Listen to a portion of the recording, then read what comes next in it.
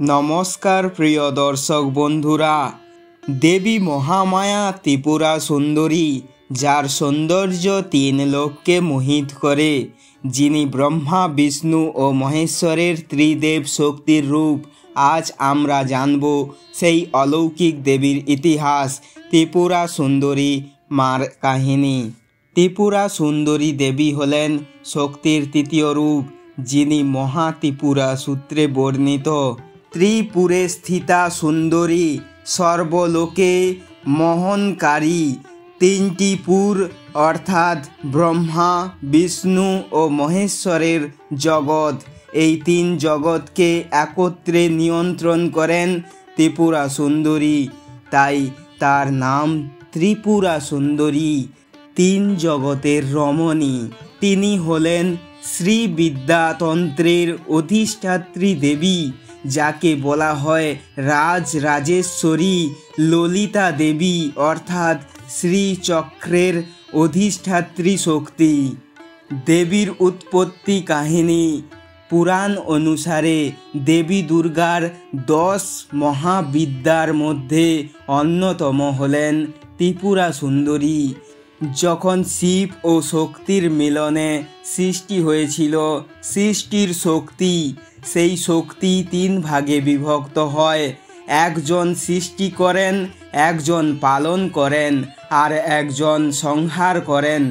এই 3 শক্তি সম্মিলিত রূপই হল ত্রিপুরা সুন্দরী মা। তিনি এক হাতে শঙ্খ, এক হাতে চক্র, অন্য হাতে ধনুক ও বাণ ধারণ করেন।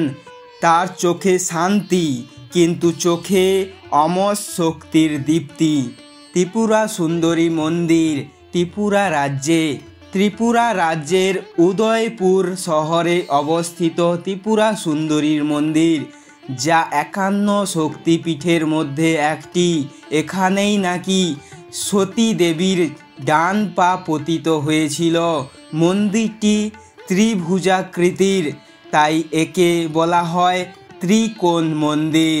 ভক্তরা বিশ্বাস করেন যে কেউ মায়ের কাছে আন্তরিক মনে প্রার্থনা করে তার সকল ইচ্ছা পূরণ হয়।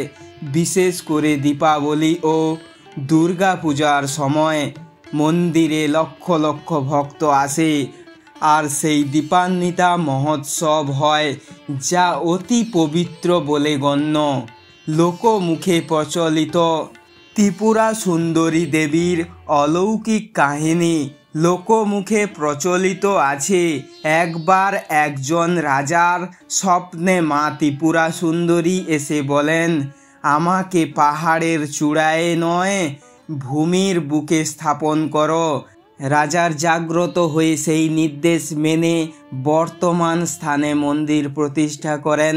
তারপর থেকেই বহু অলৌকিক ঘটনা ঘটতে শুরু হয়, যেমন রাতে মন্দিরের নিজের থেকেই প্রদীপ জ্বলে ওঠা, ভক্তদের কঠিন অসুখ সারিয়ে ওঠা, আর অনেকে বলেন মায়ের মূর্তি মাঝে মাঝে হাসে।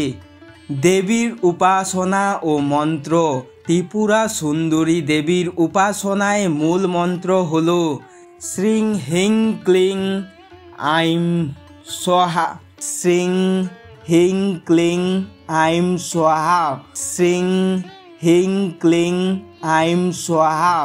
ভক্তরা বলেন এই মন্ত্র উচ্চারণ করলে মন শান্ত হয়, বাধা দূর হয়, আর সৌভাগ্য বৃদ্ধি পায়।